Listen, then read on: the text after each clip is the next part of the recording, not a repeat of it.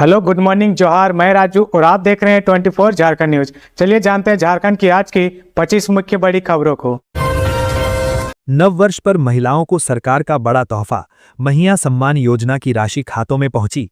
नव वर्ष 2026 की शुरुआत झारखंड की लाखों महिलाओं के लिए खुशखबरी लेकर आई है।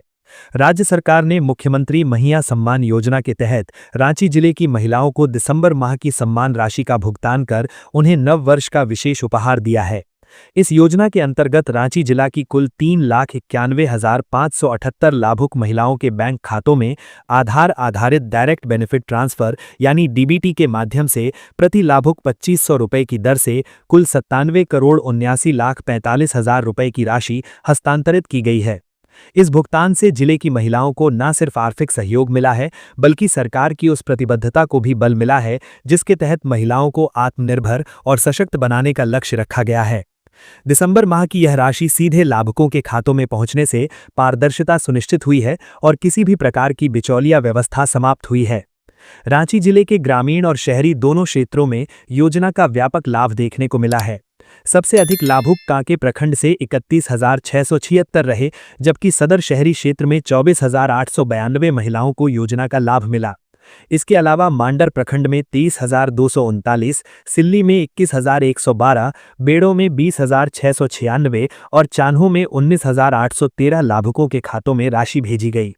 इसी तरह नगड़ी, रातू, ओरमांझी, तमाड़, बुढ़मू, सोनाहातू और नामकुम जैसे प्रखंडों में भी हजारों महिलाओं को सम्मान राशि का लाभ मिला है। शहरी क्षेत्रों में अरगोड़ा, बड़गाई, हेहल, कांके नगर क्षेत्र, नगड़ी शहरी क्षेत्र, नामकुम शहरी क्षेत्र और बुंडू नगर पंचायत में भी बड़ी संख्या में लाभुक शामिल हैं। रांची उपायुक्त सह जिला दंडाधिकारी मंजूनाथ भजंत्री ने कहा कि नव वर्ष नई उम्मीदों और सकारात्मक बदलाव का प्रतीक होता है। जिला प्रशासन की प्राथमिकता है कि राज्य सरकार की सभी कल्याणकारी योजनाओं का लाभ अंतिम पंक्ति में खड़े व्यक्ति तक समय पर और पूरी पारदर्शिता के साथ पहुंचे। मुख्यमंत्री महिला सम्मान योजना के माध्यम से महिलाओं को आर्थिक संबल प्रदान कर उन्हें आत्मनिर्भर बनाने की दिशा में सार्थक प्रयास किया जा रहा है। यातायात नियम तोड़ने वालों को मिल रहा गुलाब, पुलिस दे रही नियम पालन करने की नसीहत। हजारीबाग शहर के विभिन्न चौक चौराहों पर पुलिस और परिवहन विभाग के पदाधिकारी गुलाब का फूल बांटते नजर आए। साथ ही वैसे लोग जो ट्रैफिक नियम का पालन नहीं कर रहे थे, उनको सीख देते हुए दिखे। दरअसल इन दिनों राज्य भर में सड़क सुरक्षा अभियान चलाया जा रहा है, जिसमें लोगों को सुरक्षा नियम से अवगत कराया जा रहा है। प्रशासनिक और पुलिस अधिकारियों ने यातायात नियमों का पालन नहीं करने वालों से गांधीगिरी की तर्ज पर यातायात नियमों का पालन करने की नसीहत दी। बिना हेलमेट लगाए बाइक की सवारी करने वालों को अधिकारियों ने गुलाब का फूल दिया। गुलाब फूल देने के साथ ही ट्रैफिक नियम का पालन नहीं करने वालों से ट्रैफिक नियम का पालन करने की अपील की गई। अभियान के दौरान विशेषकर बिना हेलमेट पहने और बिना सीट बेल्ट की गाड़ी चलाने वालों को गुलाब का फूल दिया गया। डीटीओ बैजनाथ कामती ने कहा कि हेलमेट मोटरसाइकिल सवार के लिए बेहद जरूरी होता है। दुर्घटना होने के बाद हेलमेट से माथे को सुरक्षा मिलती है। उन्होंने कहा कि सड़क दुर्घटना में अधिकतर मौत बिना हेलमेट पहने हुए लोगों की होती है। जीवन अनमोल है, इसलिए हेलमेट पहनना भी जरूरी है। गुलाब देने के दौरान कई ऐसे लोग थे जो लज्जित भी हुए। फूल देने के बाद ऐसे लोगों को बताया गया कि घर पर उनका कोई इंतजार कर रहा है। बिना हेलमेट लगाकर बाइक की सवारी काफी खतरनाक है। अचानक हुए हादसे से जान भी जा सकती है। फूल लेने के बाद कई लोगों ने अगली बार से यातायात नियम नहीं तोड़ने का संकल्प लिया। गुलाब देकर हेलमेट पहनने की अपील एक अनोखी और सकारात्मक पहल है, जिसमें पुलिस और परिवहन विभाग चालकों को फाइन की जगह गुलाब का फूल देकर हेलमेट पहनने और यातायात नियमों का पालन करने के लिए प्रेरित किया गया, जिससे अपनी और दूसरों की सुरक्षा सुनिश्चित कर सके। झारखंड कक्षपाल प्रतियोगिता परीक्षा 2025 से जुड़ी अहम सूचना जारी। झारखंड कर्मचारी चयन आयोग यानी जेएसएससी ने झारखंड कक्षपाल प्रतियोगिता परीक्षा 2025 को लेकर आवश्यक सूचना संख्या 2 जारी कर दी है। आयोग द्वारा जारी सूचना के अनुसार कक्षपाल पुरुष एवं कक्षपाल महिला के पदों पर खेलकूद कोटा के अंतर्गत आरक्षण का प्रावधान किया गया है। खेलकूद कोटा के अंतर्गत पात्रता में भारतीय ओलंपिक संघ अथवा उससे संबद्ध फेडरेशन द्वारा आयोजित राष्ट्रीय स्तर की प्रतियोगिता में द्वितीय या तृतीय स्थान प्राप्त करने वाले खिलाड़ी, झारखंड ओलंपिक संघ अथवा उससे संबद्ध संघ द्वारा आयोजित अधिकृत राज्य स्तरीय प्रतियोगिता में प्रथम स्थान प्राप्त करने वाले खिलाड़ी तथा राष्ट्रीय रिकॉर्ड स्थापित करने वाले खिलाड़ी शामिल होंगे। इसके साथ ही ऑनलाइन आवेदन की तिथियां भी घोषित कर दी गई हैं। अभ्यर्थी 9 जनवरी 2026 से 8 फरवरी 2026 तक ऑनलाइन पंजीकरण एवं सूचना दर्ज कर सकेंगे। परीक्षा शुल्क भुगतान, फोटो एवं हस्ताक्षर अपलोड कर आवेदन पत्र का प्रिंटआउट 10 फरवरी 2026 की मध्य रात्रि तक लिया जा सकेगा। वहीं ऑनलाइन आवेदन पत्र में की गई किसी भी अशुद्ध प्रविष्टि को सुधारने के लिए 11 फरवरी 2026 से 13 फरवरी 2026 की मध्य रात्रि तक का समय निर्धारित किया गया है। आयोग ने अभ्यर्थियों से अपील की है कि वे विस्तृत जानकारी के लिए आधिकारिक अधिसूचना का ध्यानपूर्वक अध्ययन करें और समय सीमा के भीतर आवेदन प्रक्रिया पूरी करें। साहिबगंज में भीषण सड़क हादसा, ऑटो टैंकर की टक्कर में स्कूली बच्ची समेत 3 की मौत, आक्रोश में ग्रामीण। साहिबगंज जिले के बरहेट बरहड़वा मुख्य पथ पर छोटा रांगा डांड पुल मोड़ के पास शुक्रवार सुबह एक भीषण सड़क हादसा हो गया। यात्रियों को लेकर जा रहे एक ऑटो और एक तेल टैंकर की आमने सामने भिड़ंत हो गई। इस हादसे में एक स्कूली बच्ची समेत 3 लोगों की मौत हो गई, जबकि 3 बच्चों सहित कई अन्य लोग गंभीर रूप से घायल हो गए हैं। घायलों का इलाज अलग अलग स्वास्थ्य केंद्रों में चल रहा है। हादसे के बाद इलाज में लापरवाही का आरोप लगाते हुए आक्रोशित लोगों ने रांगा स्थित सामुदायिक स्वास्थ्य केंद्र पतना में तोड़फोड़ की।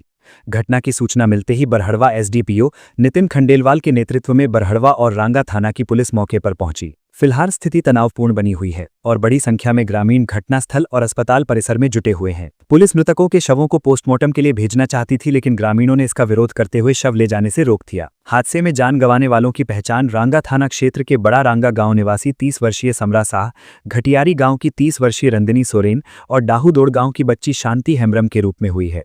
बताया गया कि रंदिनी सोरेन बरहड़वा जा रही थी। प्राप्त जानकारी के अनुसार ऑटो बरहेट से बरहड़वा की ओर जा रहा था, जबकि तेल टैंकर बरहड़वा से तेल खाली कर बरहेट की ओर लौट रहा था। सभी यात्री डाहूजोड़ चौक पर उतरने वाले थे, लेकिन उससे पहले ही ये दर्दनाक हादसा हो गया। इस घटना को लेकर राज्य के स्वास्थ्य मंत्री इरफान अंसारी ने अपने सोशल मीडिया हैंडल पर पोस्ट कर गहरी संवेदना व्यक्त की। उन्होंने लिखा कि साहिबगंज जिले के बरहड़वा बरहेट मुख्य मार्ग पर रांगा के समीप टेम्पू और टैंकर की टक्कर में 3 लोगों की मौत हुई है और आधा दर्जन लोग घायल हुए हैं, जिनमें 4 की स्थिति गंभीर है। उन्होंने घटना को अत्यंत दुखद और हृदय विदारक बताया। स्वास्थ्य मंत्री ने बताया कि सूचना मिलते ही उन्होंने सिविल सर्जन साहिबगंज को तत्काल रांगा सामुदायिक स्वास्थ्य केंद्र पहुंचने का निर्देश दिया, ताकि घायलों को हर संभव और बेहतर चिकित्सा सुविधा उपलब्ध कराई जा सके। मौके पर सभी आवश्यक डॉक्टर और स्वास्थ्य कर्मी मौजूद हैं तथा गंभीर रूप से घायल मरीजों को प्राथमिक उपचार के बाद उच्च चिकित्सा केंद्रों में रेफर किया जा रहा है। वहीं बरहेट, बरहड़वा और रांगा थाना की पुलिस भी मौके पर तैनात है और स्थिति को नियंत्रित करते हुए आक्रोशित लोगों को शांत कराने में जुटी हुई है। पाकुड़ में 2 गुटों के बीच विवाद, जमकर हुई मारपीट और बमबाजी। पाकुड़ जिले के सदर प्रखंड के झीकरहट्टी गांव में आपसी विवाद में 2 गुटों के बीच जमकर मारपीट हुई, जिसके बाद विवाद इतना बढ़ गया कि एक दूसरे पर देसी बम से हमला किया गया। इस घटना में किसी के घायल होने की कोई सूचना नहीं मिली है। इधर मामले की जानकारी मिलते ही दोनों गुट पुलिस के आने से पहले ही फरार हो गए। जानकारी के मुताबिक 1 जनवरी की देर शाम पिकनिक मना रहे 2 पक्षों में किसी बात को लेकर विवाद हो गया। बात इतनी बिगड़ गई कि दोनों गुट के बीच मारपीट शुरू हो गई। इस बीच दोनों पक्षों में बमबाजी होने लगी। बमबाजी से पिकनिक स्पॉट समेत आसपास के क्षेत्र में दहशत फैल गई। घटना को लेकर गांव में देर रात पंचायत कराई गई, लेकिन उसमें कोई समाधान नहीं निकला। घटना को लेकर दोनों पक्षों में से किसी ने भी थाने में लिखित में शिकायत नहीं दी है। पुलिस के मुताबिक घटना को अंजाम देने वाले दोनों पक्षों के लोग अभी फरार हैं। इस मामले में स्थानीय लोगों का कहना है कि वर्चस्व बनाए रखने को लेकर 2 गुटों में विवाद हुआ था। वहीं मामले में एसडीपीओ ने जानकारी देते हुए आगे बताया कि क्षेत्र में शांति व्यवस्था बनाए रखने एवं किसी प्रकार की गड़बड़ी न हो, इसे लेकर क्षेत्र में सघन गश्ती करने का निर्देश दिया गया है। लातेहार के स्कूल में छात्र की संदिग्ध स्थिति में मौत, परिजनों ने प्रबंधन पर लगाया लापरवाही का आरोप। लातेहार जिले के मनिका प्रखंड के सिंजो ग्राम में स्थित वीर बुद्धि भगत आवासीय विद्यालय में पहली कक्षा के छात्र उज्ज्वल लोहरा की संदिग्ध स्थिति में मौत हो गई। वह बालूमात प्रखंड के लक्ष्मीपुर गांव के बलराम लोहरा का पुत्र था। विद्यालय के संचालक सत्येंद्र यादव ने बताया कि 1 जनवरी को सभी बच्चे पिकनिक मनाने गए थे। वहां से लौटने के बाद शुक्रवार की सुबह उज्ज्वल की तबीयत अचानक खराब हो गई। उसे मनिका सेवा सदन अस्पताल में ले जाया गया। वहां प्राथमिक उपचार के बाद डॉक्टरों ने उसे सदर अस्पताल लातेहार रेफर कर दिया। सदर अस्पताल में इलाज के दौरान उसकी मौत हो गई। इधर उज्ज्वल के परिजनों ने विद्यालय प्रबंधन पर लापरवाही का आरोप लगाया है। उसकी मां अनीता देवी ने कहा कि विद्यालय प्रबंधन ने उसके बेटे की तबीयत खराब होने की सूचना तक नहीं दी। अगर समय पर बेटे का इलाज हुआ रहता तो उसकी जान बच सकती थी। परिजनों ने लातेहार सदर थाना पहुंचकर मामले की शिकायत की। पुलिस मामले की जांच कर रही है। पुलिस ने कहा कि पोस्टमार्टम रिपोर्ट आने के बाद ही कुछ स्पष्ट कहा जा सकता है। पेसा नियमावली की अधिसूचना जारी, ग्राम सभा की अनुमति के बिना जमीन का अधिग्रहण नहीं। पंचायती राज विभाग ने पेसा नियमावली 2022 की अधिसूचना जारी कर दी है। साथ ही इसे गजट प्रकाशित करने के लिए सरकारी प्रेस को भेज दिया है। हाईकोर्ट द्वारा पेसा नियमावली लागू करने तक लघु खनिजों और बालू घाटों के आवंटन पर रोक लगा दी थी। हाईकोर्ट के आदेश के आलोक में सरकार ने पिछले दिनों कैबिनेट से पेसा नियमावली पारित किया। पंचायती राज विभाग ने इससे संबंधित अधिसूचना 2/1/2022 को जारी की। राज्य में पेसा नियमावली लागू होने से केंद्र सरकार द्वारा 15वें वित्त आयोग अनुशंसित राशि अनुसूचित क्षेत्रों को सामान्य प्रक्रिया के तहत मिलने लगेगी। राज्य सरकार द्वारा अधिसूचित पेसा नियमावली 2022 में कुल 17 अध्याय हैं। नियमावली के पहले अध्याय में शब्दों को परिभाषित किया गया है। अध्याय 2 में पारंपरिक ग्राम सभा और उनकी सीमाओं के प्रकाशन की प्रक्रिया का उल्लेख किया गया है। नियमावली के तीसरे अध्याय में पारंपरिक ग्राम सभाओं की बैठकों की कार्यवाही, कोरम पूरा करने सहित अन्य प्रावधानों का उल्लेख किया गया है। नियमावली के चौथे अध्याय में ग्राम सभा के अध्यक्ष और सहायक सचिव के कर्तव्यों का उल्लेख किया गया है। इसमें परंपरा से प्रचलित रीति रिवाजों के अनुसार मान्यता प्राप्त मांझी, मुंडा, पाहन आदि को ग्राम सभा के अध्यक्ष में चुनने या मनोनीत करने का प्रावधान किया गया है। नियमावली के 5वें अध्याय में ग्राम सभा के बैठकों के संचालन और फैसला करने के लिए बनाए गए नियमों का उल्लेख किया गया है। नियमावली के 6ठे अध्याय में ग्राम सभा के कोष के गठन और संचालन और उपयोग से संबंधित नियमों का उल्लेख किया गया है। नियमावली के 7वें अध्याय में सामुदायिक संसाधनों के प्रबंधन के लिए बनाए गए नियमों का उल्लेख किया गया है। नियमावली के 8वें अध्याय में परंपराओं के संरक्षण और विवादों के निपटारे से संबंधित नियमावली का उल्लेख है।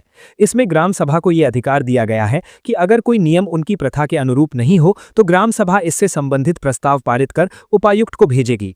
उपायुक्त इसे राज्य सरकार को भेजेंगे। राज्य सरकार इस पर विचार करने के लिए 30 दिनों के अंदर एक उच्च स्तरीय समिति का गठन करेगी। ये समिति 90 दिनों के अंदर विचार विमर्श के बाद अपनी राय सरकार को देगी। इसी अध्याय में ग्राम सभा में विवादों की सुनवाई का प्रावधान किया गया है। साथ ही पुलिस द्वारा किसी व्यक्ति को गिरफ्तार करने के 7 दिनों के अंदर ग्राम सभा को इससे संबंधित सूचना देना का प्रावधान है। हजारीबाग सेंट्रल जेल ब्रेक, देवा भूया की अगुवाई में फरार हुए कैदी, एसआईटी में 2 डीएसपी 2 इंस्पेक्टर शामिल। सेंट्रल जेल ब्रेक करने के मामले की जांच शुरू हो गई है। 2 दिनों से पुलिस जेल ब्रेक कर फरार 3 कैदियों की तलाश कर रही है, लेकिन अभी तक पुलिस के हाथ खाली हैं। हजारीबाग एसपी अंजनी अंजन ने बताया कि इस मामले को लेकर एसआईटी का गठन किया गया है, जिसमें 2 डीएसपी 2 इंस्पेक्टर समेत कई पुलिस पदाधिकारी शामिल हैं। फरार कैदी में देवा भूया की अगुवाई में ही सभी बंदी फरार हुए हैं, ऐसी प्रारंभिक जानकारी मिल पा रही है। दरअसल 30 दिसंबर की रात लगभग 2 बजे के आसपास लोकनायक जयप्रकाश नारायण केंद्रीय कारा से 3 कैदी फरार हो गए थे। 31 दिसंबर को कैदी गिनने के दौरान इस घटना की जानकारी जेल प्रशासन को मिली थी। शौचालय की खिड़की काटकर चहारदीवारी लांघकर 3 कैदी फरार हो गए थे। इसे लेकर लोह सिंघना थाने में एक एफआईआर दर्ज की गई है। जेल प्रशासन ने प्रारंभिक जांच में जेल के 2 हेड वार्डन को गुरुवार देर शाम सस्पेंड कर दिया था। जिन्हें सस्पेंड किया गया है उनमें हरेंद्र महतो और उमेश सिंह शामिल हैं। सेक्टर नंबर 6 के वार्ड नंबर 4 में तीनों सजायाफ्ता बंदी थे। यहां से रॉड काटकर भाग गए थे। इस वार्ड में इन्हीं दोनों की ड्यूटी लगी थी। इन पर आरोप है कि आखिर उनके द्वारा उस वार्ड में बंदियों की कैसी निगरानी की जा रही थी कि खिड़की की रॉड काटकर 3 बंदी फरार हो गए। जेल सुपरिटेंडेंट सीपी सुमन ने इस बात की पुष्टि की है। चतरा में सोना लूटकांड का पुलिस ने किया खुलासा, 2 आरोपी गिरफ्तार। विगत 21 दिसंबर को झारखंड बिहार बॉर्डर पर स्थित हंटरगंज थाना क्षेत्र में सोना लूटकांड का चतरा पुलिस ने खुलासा कर दिया है। चतरा एसडीपीओ संदीप सुमन के नेतृत्व में गठित एसआईटी ने बड़ी कार्रवाई करते हुए ब्लाइंड गोल्ड लूटकांड में शामिल बिहार के 2 हिस्ट्री शीटर को लूट के आभूषण के साथ धर दबोचा है। घटना को अंजाम देने वाले शातिर अपराधी संतोष चौधरी उर्फ ढकनी और सिकंदर रजक को बिहार के अलग अलग इलाकों से गिरफ्तार किया गया है। गिरफ्तार लुटेरों के पास से लूट का लगभग 0.41 ग्राम के 19 अलग अलग आभूषण जब्त किए गए हैं। चतरा एसडीपीओ संदीप सुमन ने बताया कि विगत 21 दिसंबर को हंटरगंज थाना क्षेत्र के गुसाईडीह स्थित गणपति पेट्रोल पंप के पास अज्ञात अपराधियों द्वारा शेरघाटी के स्वर्ण व्यापारी के साथ लूट की घटना को अंजाम दिया गया था, जिसके बाद भुक्तभोगी बिहार के गया अंतर्गत शेरघाटी के गोला बाजार निवासी स्वर्ण व्यापारी संतोष कुमार के लिखित आवेदन के आधार पर हंटरगंज थाना कांड में लूट की प्राथमिकी दर्ज की गई थी। जिसके बाद कांड के उद्भेदन को लेकर एसपी सुमित कुमार अग्रवाल के द्वारा विशेष छापेमारी टीम गठित की गई थी। टीम का नेतृत्व एसडीपीओ संदीप सुमन ने किया था। एसडीपीओ ने बताया कि छापेमारी टीम के द्वारा अनुसंधान के दौरान संतोष चौधरी उर्फ ढकनी को बिहार के गयाजी जिला अंतर्गत मुफस्सिल थाना क्षेत्र के भजेदा गांव से गिरफ्तार किया गया, जबकि सिकंदर रजक को गयाजी के शेरघाटी थाना क्षेत्र अंतर्गत चेरकी इलाके से दबोचा गया है। एस्कॉर्ट सर्विस के नाम पर ठगी करने वाले 6 साइबर अपराधी गिरफ्तार, कई सामान बरामद। नए साल के अवसर पर साइबर अपराधी एस्कॉर्ट सर्विस के नाम पर ठगी करने का बड़ा प्लान बना रहे थे। हजारीबाग पुलिस ने उनके प्लान पर पानी फेरते हुए 6 साइबर अपराधी को गिरफ्तार किया है, जिनके पास से 12 मोबाइल फोन, 23 सिम कार्ड और 10 डेबिट कार्ड बरामद किए गए हैं। हजारीबाग पुलिस ने साइबर अपराध के खिलाफ बड़ी कार्रवाई करते हुए एस्कॉर्ट सर्विस के नाम पर देश भर में ऑनलाइन ठगी और ब्लैकमेलिंग करने वाले गिरोह का पर्दाफाश किया है। विष्णुगढ़ एसडीपीओ बैद्यनाथ प्रसाद ने बताया कि विष्णुगढ़ थाना क्षेत्र से कुल 6 साइबर अपराधियों को गिरफ्तार किया गया है। पुलिस को प्रतिबिंब ऐप पर प्राप्त शिकायत और डेटा के आधार पर सूचना मिली थी। पता चला था कि थाना क्षेत्र के भेलवाड़ा के आसपास एक गिरोह सक्रिय है, जो फर्जी वेबसाइटों पर एस्कॉर्ट सर्विस के विज्ञापन डालकर लोगों को झांसे में लेकर डिजिटल माध्यमों से ठगी करता है। संदिग्ध मोबाइल नंबरों की लोकेशन भी इसी इलाके में ट्रेस की गई। सूचना के बाद अनुमंडल पुलिस पदाधिकारी विष्णुगढ़ बैद्यनाथ प्रसाद के नेतृत्व में छापेमारी दल का गठन किया गया। टीम ने विष्णुगढ़ हजारीबाग रोड स्थित इंटर कॉलेज के पास रात करीब 1 बजे एक कार को रोका, जिसमें सवार 6 लोगों की गतिविधि संदिग्ध पाई गई। पूछताछ में सभी के साइबर ठगी गिरोह से जुड़े होने की पुष्टि हुई। पुलिस ने आरोपियों के पास से एक car, 12 mobile phone, 23 SIM card और 10 डेबिट कार्ड बरामद किए हैं। दरअसल साइबर अपराधी एक फर्जी वेबसाइट तैयार करते हैं, जिसमें युवतियों की फोटो लगी होती है। वेबसाइट से जुड़ने के लिए रजिस्ट्रेशन के नाम पर पैसा लिया जाता है। इसके बाद युवतियों से बात करने के नाम पर पैसा वसूला जाता है। जिस युवक ने रजिस्ट्रेशन कराया है, उस लड़की से बात करते हुए ऑडियो वीडियो रिकॉर्ड कर लिया जाता है। फिर यहीं से शुरू होता है ब्लैकमेल का दौर। सेक्सटॉर्शन के नाम पर पैसा वसूला जाता है। मनरेगा को लेकर झारखंड कांग्रेस का हल्ला बोल। 3 जनवरी को सभी प्रमंडल मुख्यालयों में करेंगे प्रेस कॉन्फ्रेंस। झारखंड की राजनीति में 2 राष्ट्रीय पार्टियां कांग्रेस और भाजपा के बीच मनरेगा और जी राम जी को मुद्दा बनाने की होड़ है। इसी को लेकर 5 जनवरी को झारखंड कांग्रेस रांची में लोक भवन के सामने आक्रोश मार्च की घोषणा कर चुकी है। इससे पहले कांग्रेस पार्टी 3 जनवरी को राज्य के सभी प्रमंडल मुख्यालयों में संवाददाता सम्मेलन कर केंद्र सरकार को कटघरे में खड़ा करने की कोशिश करेगी। झारखंड कांग्रेस अध्यक्ष केशव महतो कमलेश ने इसके लिए पार्टी के सभी वरिष्ठ नेताओं को प्रमंडलवार प्रेस कॉन्फ्रेंस करने की जिम्मेवारी सौंपी है। कुछ वरिष्ठ नेताओं को प्रमंडल से अलग जिलों में भी मनरेगा के मुद्दे पर प्रेस कॉन्फ्रेंस करने के निर्देश दिए गए हैं। राकेश सिन्हा ने कहा कि 5 जनवरी को जहां लोक भवन के समक्ष कांग्रेस का बड़ा धरना प्रदर्शन होगा, उससे पहले 3 जनवरी को पार्टी के राज्य स्तरीय वरिष्ठ नेतागण अलग अलग प्रमंडलों में एक साथ संवाददाता सम्मेलन कर केंद्र की मजदूर विरोधी भाजपा सरकार पर हमला बोलेंगे। प्रदेश कांग्रेस महासचिव राकेश सिन्हा ने कहा कि केंद्र की नरेंद्र मोदी की सरकार राष्ट्रपिता महात्मा गांधी से नफरत करती है। उसे राज्य के गरीब जरूरतमंद मजदूरों का हित नहीं सुहाता है। इसलिए रोजगार की गारंटी देने वाली यूपीए सरकार की योजना को बंद कर एक ऐसी योजना लाई है जो न केवल राज्यों पर अतिरिक्त बोझ डालने वाली है, बल्कि ये राष्ट्रपिता को अपमानित करने वाली भी है। इसलिए कांग्रेस अब चुप नहीं बैठेगी। लातेहार में ट्रेलर की चपेट में आकर बाइक सवार की मौत। झारखंड जिले के बालूमाथ खलारी पथ पर शुक्रवार को ट्रेलर की चपेट में आकर एक बाइक सवार की मौत हो गई। ये हादसा झारखंड ढागा के समीप हुआ। जानकारी के अनुसार पाकी के मनातू ग्राम निवासी नंदकिशोर राम 55 वर्ष बाइक से रांची जा रहे थे। तभी बालूमाथ खलारी पथ पर झारखंड ढाबा के समीप मगध कोयलियरी से कोयला लेकर बालूमाथ कोयला साइडिंग की ओर जा रहे ट्रेलर ने बाइक को धक्का मार दिया। बाइक पर सवार नंदकिशोर राम की घटनास्थल पर ही मौत हो गई। परिजनों के अनुसार नंदकिशोर रांची में केटरिंग का कार्य करते थे। नया साल मनाने के लिए वो अपने घर आए थे। घटना के बाद गुस्साए परिजनों ने ग्रामीणों के साथ बालूमाथ खलारी मुख्य पथ और बालूमाथ मगध कोलियरी मुख्य पथ को जाम कर दिया। सूचना पाकर बालूमाथ थाना प्रभारी अमरेंद्र कुमार दल बल के साथ घटनास्थल पर पहुंचे और लोगों को समझा बुझाकर यातायात सामान्य कराया। पुलिस ने दोनों वाहनों को जब्त कर लिया है। वहीं शव को पोस्टमार्टम के लिए लातेहार सदर अस्पताल भेज दिया। धनबाद में नगर निगम चुनाव में आरक्षण को लेकर भड़का आक्रोश। झरिया में फूंका आयोग का पुतला। झारखंड राज्य निर्वाचन आयोग की ओर से नगर निगम चुनाव को लेकर जारी नई आरक्षण रिपोर्ट पर विवाद खड़ा हो गया है।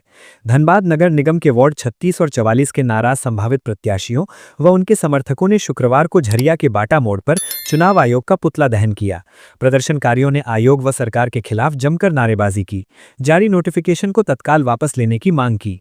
विरोध प्रदर्शन का नेतृत्व कर रहे वार्ड 44 के संभावित पार्षद प्रत्याशी अरुण साव ने कहा कि सुनियोजित षड्यंत्र के तहत पूरे झारखंड में ओबीसी समाज को BC1 व BC2 में विभाजित कर दिया गया है। साव के अनुसार स्थानीय प्रशासन से लेकर राज्य निर्वाचन आयोग तक अपनी आपत्तियां दर्ज कराई गईं, लेकिन अधिकारी कुंभकर्णी नींद में सोए हुए हैं। उन्होंने सवाल उठाया कि क्या सरकार ने इन 2 श्रेणियों में बांटकर हमारे बच्चों को कोई अतिरिक्त लाभ दिया है। उन्होंने चेतावनी दी कि झरिया के ये 2 वार्ड विधानसभा और लोकसभा चुनाव में निर्णायक भूमिका निभाते देते हैं। इसे नजरअंदाज करना सरकार को भारी पड़ेगा। वहीं वार्ड 36 के संभावित प्रत्याशी संजय कुमार वर्मा ने कहा कि चुनाव आयोग की सर्वे रिपोर्ट जमीनी हकीकत से कोसों दूर है। वर्मा ने इसे फूट गालो और राज करो की नीति बताते हुए कहा कि यह कोई सामान्य त्रुटि नहीं बल्कि एक सोची समझी प्लानिंग है। यदि सरकार और आयोग समय रहते इस नोटिफिकेशन को वापस नहीं लेते हैं तो उग्र आंदोलन किया जाएगा। स्वच्छ सर्वेक्षण 2025-26 की तैयारी तेज, अवैध बैनर पोस्टर पर भी निगम बरत रही सख्ती। साल 2026 की शुरुआत के साथ ही रांची नगर निगम ने शहर को गार्बेज फ्री सिटी बनाने और आगामी स्वच्छ सर्वेक्षण 2025-26 में उत्कृष्ट प्रदर्शन के लक्ष्य को लेकर तैयारियां तेज कर दी हैं। इसी क्रम में शुक्रवार को अपर प्रशासक संजय कुमार की अध्यक्षता में निगम के पदाधिकारियों एवं कर्मियों की एक महत्वपूर्ण बैठक आयोजित की गई, जिसमें स्वच्छता सर्वेक्षण से जुड़े सभी बिंदुओं पर विस्तार से चर्चा की गई। इस बैठक में स्वच्छता कार्यों के प्रभावी क्रियान्वयन के लिए डिटेल्ड एक्शन प्लान तैयार करने पर जोर दिया गया। निर्णय लिया गया कि शहर के सभी 53 वार्डों में माइक्रो लेवल पर कार्य सुनिश्चित करने के लिए 10 विशेष टीमों का गठन किया जाएगा। प्रत्येक वार्ड में 4 से 5 आवासीय, व्यावसायिक और पर्यटन स्थलों यानी पॉकेट्स का चयन कर वहां केंद्रित और त्वरित कार्रवाई की जाएगी। अपर प्रशासक ने निर्देश दिया कि चयनित क्षेत्रों में नियमित सफाई, नागरिक सहभागिता, कचरा पृथक्करण तथा कचरा उठाव वाहनों की निर्बाध पहुंच सुनिश्चित की जाए। व्यावसायिक क्षेत्रों में दिन में 2 बार कचरा उठाव के लिए अलग बीट प्लान लागू किया जाएगा। वहीं जीवीपी मुक्त शहर के लक्ष्य को लेकर मार्केट यूनियनों के साथ समन्वय स्थापित कर चिन्हित स्थलों का सौंदर्यकरण करते हुए उन्हें स्थायी रूप से समाप्त किया जाएगा। बैठक में सिंगल यूज प्लास्टिक के विरुद्ध सख्त कार्रवाई, विद्यालयों में स्वच्छता जागरूकता अभियान, सभी सार्वजनिक शौचालयों की नियमित और विशेष सफाई तथा आईईसी यानी सूचना शिक्षा एवं संचार गतिविधियों को मजबूत करने पर भी विशेष बल दिया गया।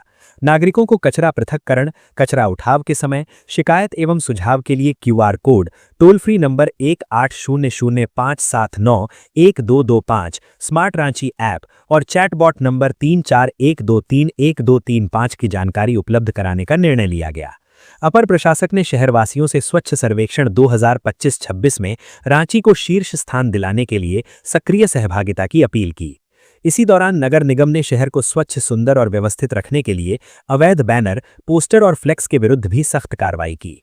कचहरी रोड क्षेत्र में बिना अनुमति लगाए गए प्रचार सामग्री को जब्त किया गया और संबंधित व्यक्तियों को कड़ी चेतावनी दी गई। उल्लेखनीय है कि पूर्व में इन पर 25,000 रुपये का जुर्माना भी लगाया जा चुका है। वहीं कोकर चौक पर एक एजेंसी द्वारा बिना अनुमति लगाए जा रहे विज्ञापन स्ट्रक्चर को तत्काल रोकते हुए 24 घंटे के भीतर हटाने का निर्देश दिया गया है। नगर निगम ने स्पष्ट किया है कि भविष्य में भी इस तरह की अवैध गतिविधियों के खिलाफ कार्रवाई जारी रहेगी। जामताड़ा में मंत्री इरफान अंसारी ने पीडीएस डीलरों को 4G पॉस मशीन बांटी, कहा अहम सौगात। खाद्य एवं आपूर्ति और स्वास्थ्य मंत्री इरफान अंसारी ने जामताड़ा में पीडीएस डीलरों को 4G पॉस मशीन वितरित की। मंत्री ने इसे झारखंड के लिए नए साल में एक ऐतिहासिक सौगात बताया। दरअसल पीडीएस डीलरों को 2G मशीन से राशन बांटने में परेशानी हो रही थी, लेकिन अब 4G पॉस मशीन मिलने से पीडीएस डीलर आसानी से राशन का वितरण कर सकेंगे। जामताड़ा जिले के दुलाड़ी नगर भवन में आयोजित एक समारोह में खाद्य एवं आपूर्ति मंत्री इरफान अंसारी ने पीडीएस डीलरों को 4G पॉस मशीन बांटी। खाद्य एवं आपूर्ति मंत्री ने जामताड़ा के 629 पीडीएफ डीलरों को 4G पॉस मशीन उपलब्ध कराई, जबकि पूरे झारखंड में 25,428 पीडीएस डीलर को ये मशीन उपलब्ध कराई जाएगी। इरफान अंसारी ने बीजेपी पर हमला करते हुए कहा कि झारखंड में बीजेपी की सरकार रही लेकिन 4G पॉस मशीन की व्यवस्था नहीं कर पाई, लेकिन झेमेमो सरकार ने ये काम कर दिखाया है। मंत्री ने कार्यक्रम में संबोधित करते हुए कहा कि पीडीएस डीलरों का बकाया पैसा राज्य सरकार ने रिलीज कर दिया है और जल्द उनके खाते में बकाया भुगतान कर दिया जाएगा। विभाग और सरकार पीडीएस डीलरों के साथ है। स्वास्थ्य मंत्री ने पीडीएस डीलरों को ईमानदारी से काम करने की सलाह दी है। खाद्य एवं आपूर्ति मंत्री ने कार्यक्रम में राशन दुकान को जल्द चीनी भी दिए जाने की घोषणा की है। उन्होंने कहा कि इसके लिए टेंडर विभाग से बात कर ली गई है और जल्द ही आपूर्ति कर दी जाएगी। बता दें कि पीडीएस डीलरों के संगठन द्वारा लगातार 2G पॉस मशीन हटाकर 4G पॉस मशीन की मांग की जा रही थी और अपनी समस्या को लगातार विभाग के सामने रख रहे थे। आईटीआई बस स्टैंड में अतिक्रमण हटाने के विरोध में लोग पहुंचे नगर निगम। दिसंबर में नगर निगम द्वारा अतिक्रमण हटाओ अभियान चलाया गया था, जिसके बाद पीड़ित परिवार के लोग नगर निगम पहुंचे। इस दौरान दुकानदारों ने बताया कि दिसंबर में अतिक्रमण हटाओ अभियान चलाया गया था।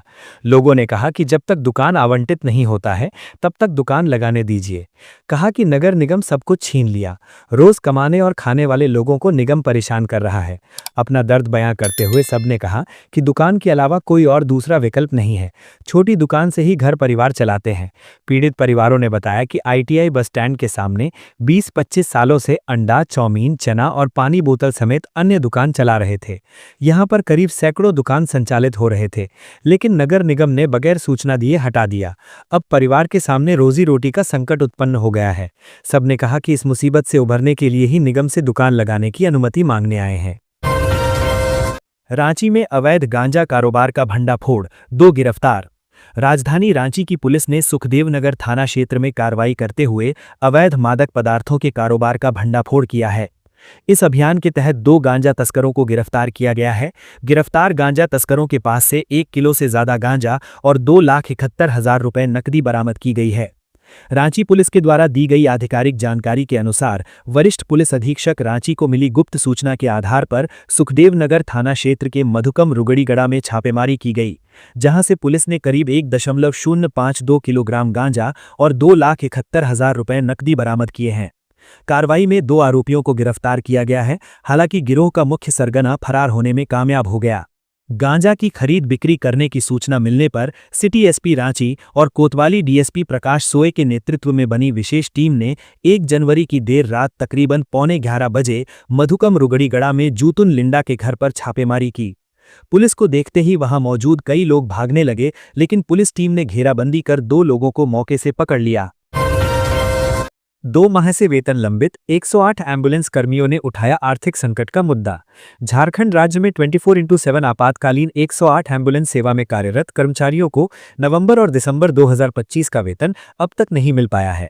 क्रिसमस और नववर्ष जैसे महत्वपूर्ण पर्व बीत जाने के बावजूद वेतन भुगतान नहीं होने से कर्मचारियों और उनके परिवारों के समक्ष गंभीर आर्थिक संकट उत्पन्न हो गया है। झारखंड प्रदेश एम्बुलेंस कर्मचारी संघ के प्रदेश अध्यक्ष नीरज तिवारी ने बताया कि फरवरी 2025 से 108 एम्बुलेंस सेवा का संचालन सम्मान फाउंडेशन संस्था द्वारा किया जा रहा है। इसके बाद से कर्मचारियों को लगातार अनियमित और विलंब से वेतन भुगतान की समस्या का सामना करना पड़ रहा है। उन्होंने कहा कि 22 दिसंबर 2025 को सरकार और संघ के बीच हुई संयुक्त बैठक में संस्था के प्रतिनिधियों ने 1 सप्ताह के भीतर वेतन भुगतान का आश्वासन दिया था, लेकिन अब तक इसका पालन नहीं किया गया है। संघ ने आरोप लगाया कि झारखंड उच्च न्यायालय के निर्देश के तहत जहां सरकारी कर्मियों को क्रिसमस पर्व से पूर्व वेतन भुगतान सुनिश्चित किया गया, वहीं जीवन रक्षक 108 एम्बुलेंस सेवा में कार्यरत कर्मचारियों को इससे वंचित रखा गया। संघ का कहना है कि यह स्थिति भेदभावपूर्ण होने के साथ साथ श्रम कानूनों और संवैधानिक समानता के सिद्धांतों के भी विपरीत है। वेतन लंबित रहने के कारण कर्मचारियों को बच्चों की स्कूल फीस, बैंक और फाइनेंस लोन की किश्तें, मकान किराया और दैनिक जरूरतों को पूरा करने में भारी कठिनाइयों का सामना करना पड़ रहा है। संघ के अनुसार आर्थिक दबाव के चलते कई कर्मचारियों के परिवारों की स्थिति अत्यंत दयनीय हो गई है। संघ ने यह भी आरोप लगाया कि बैठक के बाद तैयार की गई मिनट्स ऑफ मीटिंग में कई महत्वपूर्ण सहमत बिंदुओं को शामिल नहीं किया गया। इनमें लंबित वेतन का भुगतान, निलंबित कर्मचारियों की पुनः बहाली, ईपीएफ और ईएसआईसी के अनुपालन तथा नियमित समन्वय बैठक जैसे मुद्दे प्रमुख हैं। झारखंड प्रदेश एम्बुलेंस कर्मचारी संघ ने राज्य सरकार और संबंधित विभागों से मांग की है कि मामले की गंभीरता को देखते हुए तत्काल हस्तक्षेप किया जाए और 108 एम्बुलेंस कर्मियों का लंबित वेतन समयबद्ध तरीके से भुगतान सुनिश्चित कराया जाए। संघ ने चेतावनी दी है कि यदि शीघ्र समाधान नहीं हुआ तो संगठन आंदोलनात्मक कदम उठाने के लिए बाध्य होगा। कांग्रेस ने बाबूलाल मरांडी को बताया सरना विरोधी, आदिवासी परंपरा को सनातन से जोड़ने वाले बयान पर साधा निशाना। नेता प्रतिपक्ष बाबूलाल मरांडी द्वारा आदिवासी समाज की आस्था, परंपरा और पहचान को सनातन से जोड़कर दिए गए बयान को झारखंड कांग्रेस ने आदिवासी विरोधी करार दिया है। शुक्रवार को पार्टी के प्रवक्ता सोनाल शांति उर्फ रिंकू तिवारी ने पार्टी का इस मामले पर प्रेस रिलीज जारी कर अधिकृत बयान दिया गया, जिसमें कहा गया कि बाबूलाल मरांडी आदिवासी समाज के दशकों से चली आ रही है सरना धर्म कोड की मांग को ठुकरा रहे हैं। प्रदेश कांग्रेस प्रवक्ता सोनाल शांति ने कहा कि आदिवासी समाज की सामाजिक संरचना और जीवन पद्धति की जड़ें इतनी गहरी और मजबूत है जिसे कोई नुकसान नहीं पहुंचा सकता। संपूर्ण आदिवासी समाज अच्छी तरह समझ रहा है कि झारखंड में उनकी आस्था, परंपरा और अस्तित्व का संरक्षण संरक्षण मठगठबंधन सरकार ही कर सकती है। इसका संदेश भाजपा को लोकसभा और विधानसभा चुनाव में परिणाम के रूप मिल चुका है। प्रदेश कांग्रेस के प्रवक्ता ने कहा कि अपने शासनकाल में भाजपा ने आदिवासी समुदाय को सिर्फ छलने और भड़काने का काम किया। बाबूलाल मरांडी को जब जब आदिवासी समुदाय सामने देखता है तो झारखंड बनने के 3 माह बाद ही बाबूलाल के शासनकाल में हुए तपकरा गोलीकांड की गूंज और निहत्थे आदिवासी आंदोलनकारियों के मृत चेहरे सामने आते हैं। रघुवर दास के शासनकाल में पत्थलगढ़ी आंदोलन के मामले में 10,000 से अधिक आदिवासी समुदाय के लोगों पर मुकदमे दर्ज किए गए। इसलिए भाजपा नेताओं को आदिवासी समुदाय के लिए घड़ियाली आंसू बहाना उन्हें बंद करना चाहिए। उन्होंने कहा कि आदिवासी समुदाय को सशक्त बनाने के लिए मठगठबंधन सरकार कई योजनाएं चला रही है, जिसका लाभ उन्हें मिला है। अनुसूचित क्षेत्र में पेसा कानून को लागू करने के लिए नियमावली को कैबिनेट मंजूरी देकर सरकार ने ग्रामीणों को अधिकार दिया है। जहां एक ओर केंद्र सरकार गांव के विकास योजनाओं को चुनने का अधिकार ग्रामवासियों से छीन रही है, वहीं झारखंड सरकार ने सशक्त पेसा नियमावली बनाकर ग्रामीणों को अधिकार सौंप दिया है।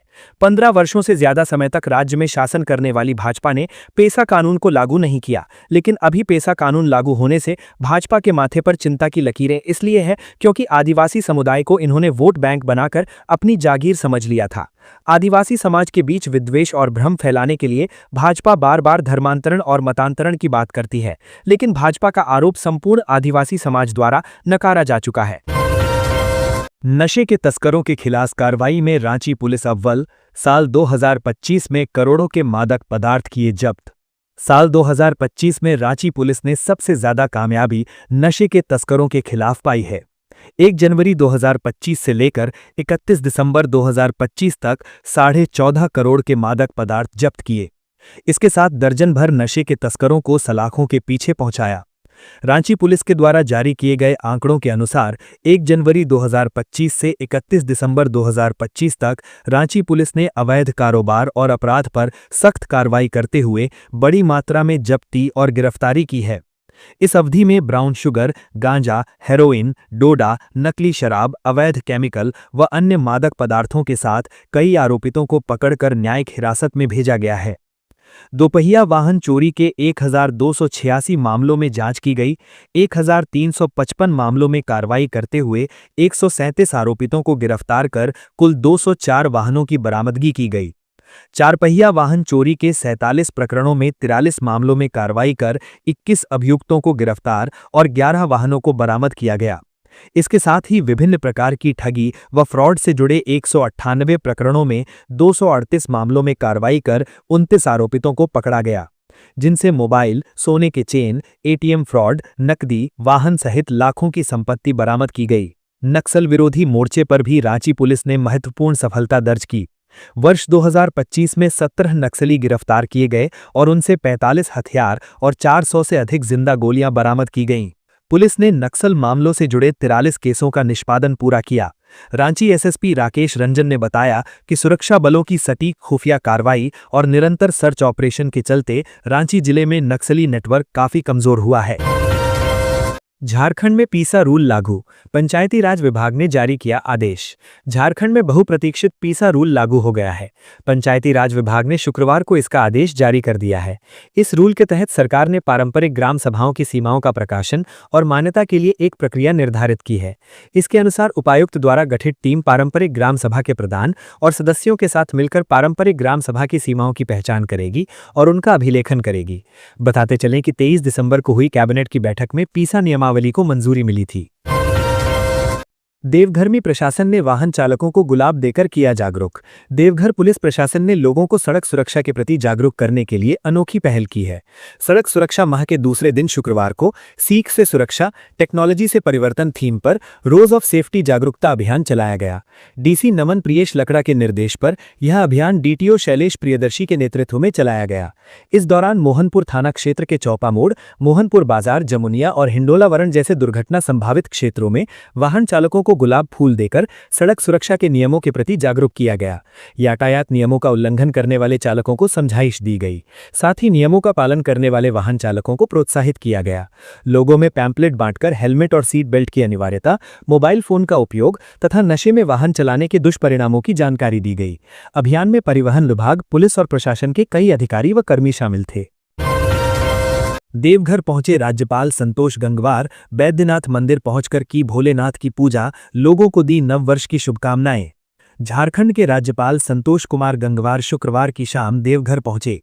देवघर पहुंचने के बाद उन्होंने बाबा बैद्यनाथ मंदिर पहुंचकर भोलेनाथ की पूजा अर्चना की। राज्यपाल के आने से पहले जिला प्रशासन की ओर से रूट निर्धारित कर दिया गया था, साथ ही मंदिर में सुरक्षा व्यवस्था के कड़े इंतजाम किए गए थे। राज्यपाल के आने से पहले ही मंदिर के मुख्य प्रबंधक रमेश परिहस्त ने राज्यपाल को मंदिर के वीआईपी गेट पर सम्मानित किया और फिर उसके बाद तीर्थ पुरोहितों ने संकल्प कराकर राज्यपाल को गर्भगृह में पूजा कराई। राज्यपाल को पूजा करवाने के दौरान थोड़ी देर के लिए आम लोगों के गर्भगृह में प्रवेश पर रोक लगा दी गई थी। श्रद्धालुओं की भीड़ अनियंत्रित न हो, इसे लेकर अतिरिक्त पुलिस बलों की तैनाती की गई थी। पूजा करने के बाद राज्यपाल संतोष कुमार गंगवार ने मीडिया से बातचीत में सर्वप्रथम राज्यवासियों और देशवासियों को नववर्ष की शुभकामनाएं दी। इस दौरान उन्होंने उम्मीद जताई कि वर्तमान समय देश के लिए काफी अच्छा रहेगा। उन्होंने कहा कि मोदी के नेतृत्व में देश प्रगति करेगा। जैसे अर्थव्यवस्था के मामले में हम दुनिया में चौथे नंबर पर हैं, हम और आगे बढ़ने का काम करेंगे। साथ ही झारखंड प्रगति करेगा और देश में अच्छा स्थान पाएगा। देवघर के बैद्यनाथ मंदिर में पूजा करने के बाद राज्यपाल संतोष कुमार गंगवार कड़ी सुरक्षा के बीच दुमका के बासुकीनाथ मंदिर के लिए रवाना हो गए। इधर दुमका के बासुकीनाथ धाम मंदिर पहुंचकर राज्यपाल ने परिवार समेत भोलेनाथ की पूजा अर्चना की। राज्यपाल को उनके पंडा पुरोहितों के द्वारा शिव पार्वती मंदिर सहित बासुकीनाथ धाम मंदिर में स्थित समस्त देवी देवताओं की पूजा अर्चना कराई गई। इस दौरान राज्यपाल ने मंगल आरती भी की। वहीं राज्यपाल के आगमन को लेकर प्रशासन की ओर से मंदिर परिसर और आसपास सुरक्षा के पुख्ता बंदोबस्त किए गए थे। पूजा के बाद राज्यपाल ने मीडिया से बातचीत में कहा कि हमारे प्रदेश और देश की उन्नति हो, मोदी जी के नेतृत्व में निरंतर देश प्रगति करे, यही बाबा से कामना किया। वहीं राज्यपाल के बासुकीनाथ पहुंचने पर संथाल परगना के पुलिस उपनिरीक्षक अंबर लकड़ा और दुमका के उपायुक्त अभिजीत सिन्हा ने बुके देकर उनका स्वागत किया। मंदिर प्रांगण में दुमका जिला प्रशासन और जरमुंडी विधायक देवेंद्र कुंवर सहित पंडा समाज के द्वारा राज्यपाल को भेंट स्वरूप बाबा बासुकीनाथ का स्मृति चिन्ह प्रदान किया गया। पूजा अर्चना के बाद राज्यपाल दुमका के लोक भवन के लिए प्रस्थान कर गए। दुमका में ही राज्यपाल रात्रि विश्राम करेंगे। तो ये थी आज की झारखंड की टॉप बड़ी खबरें। इसी तरह झारखंड की हर छोटी सी बड़ी खबर देखने के लिए आप हमारे चैनल 24 झारखंड न्यूज को सब्सक्राइब करके बेल आइकन प्रेस कर ले, जिससे झारखंड की हर छोटी सी बड़ी खबर की अपडेट आप तक पहुंचता रहे। तो आज के लिए बस इतना ही। हमें दीजिए इजाजत, फिर मिलते हैं नेक्स्ट न्यूज में।